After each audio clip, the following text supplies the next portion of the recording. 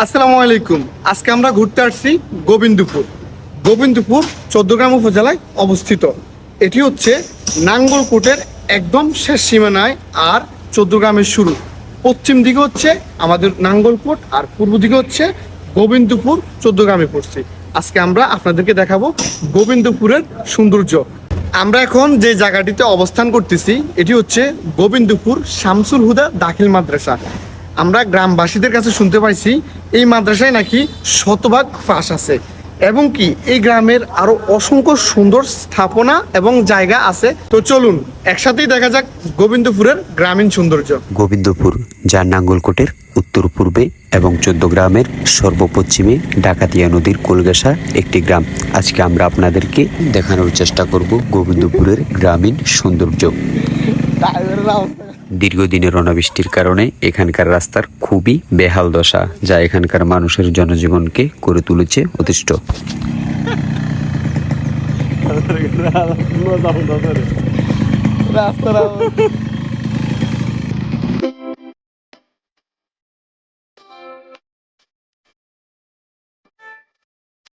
আঁকাবাঁকা মিঠু পথ পেরিয়ে আমরা ইতিমধ্যে চলে এসেছি গোবিন্দপুর সেতুতে, যা ডাকাতিয়া নদীর উপরেই অবস্থিত।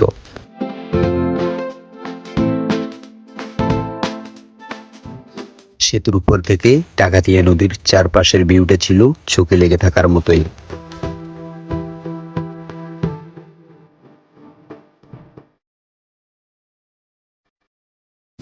গোবিন্দপুর সেতুর পূর্ব পাশে অবস্থিত গোবিন্দপুর বাজার, আর এই বাজারের পাশে অবস্থিত গোবিন্দপুর শামসুল হুদা দাখিল মাদ্রাসা। গোবিন্দপুর গ্রামে রয়েছে উল্লেখযোগ্য তিনটি শিক্ষা প্রতিষ্ঠান, যার মধ্যে একটি হচ্ছে দাখিল মাদ্রাসা, একটি কিন্ডারগার্টেন এবং একটি নুরানি মাদ্রাসা।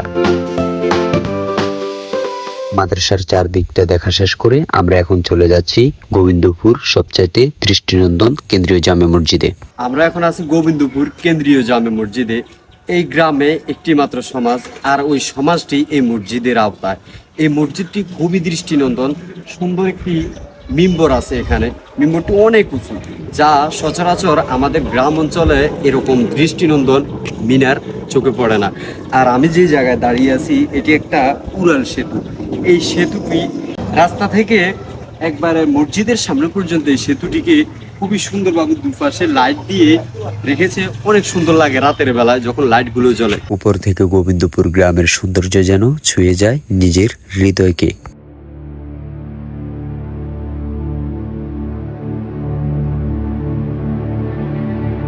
আমরা এখন যে স্থানটিতে আছি এটি হচ্ছে গোবিন্দপুর ফিশারি পাড় কিংবা 18 বাগ ফিশারি পাড়।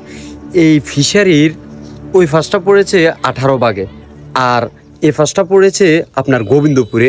তো এই ফিশারিকে কেন্দ্র করে কিন্তু প্রতিদিন বিকালবেলা অনেক শিশু কিশোর থেকে শুরু করে যুবক বৃদ্ধ সবাই এই পার্কটিতে এসে তাদের যে অলস সময় আছে ওই অলস সময়টি কাটায়। এই ফিশারি পার্কটা অনেকটাই সুন্দর। এখানে বিকেলবেলা দূর দূরান্ত থেকে কিংবা আশপাশের যে গ্রাম অঞ্চলগুলো আছে সেখান থেকেও অনেক ছেলেরাই এসে এখানে সময় কাটায়। এখানে একটি নৌকা আছে, ওই নৌকা করেও অনেকে সময় কাটায়, কিংবা পার্কটাও অনেক সুন্দর, যেখানে সময় কাটানোর জন্য খুবই সুন্দর একটা প্লেস।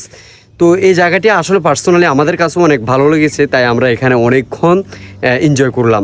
গোবিন্দপুরের জেলেদের মাছ ধরার সিস্টেমটা খুবই সুন্দর।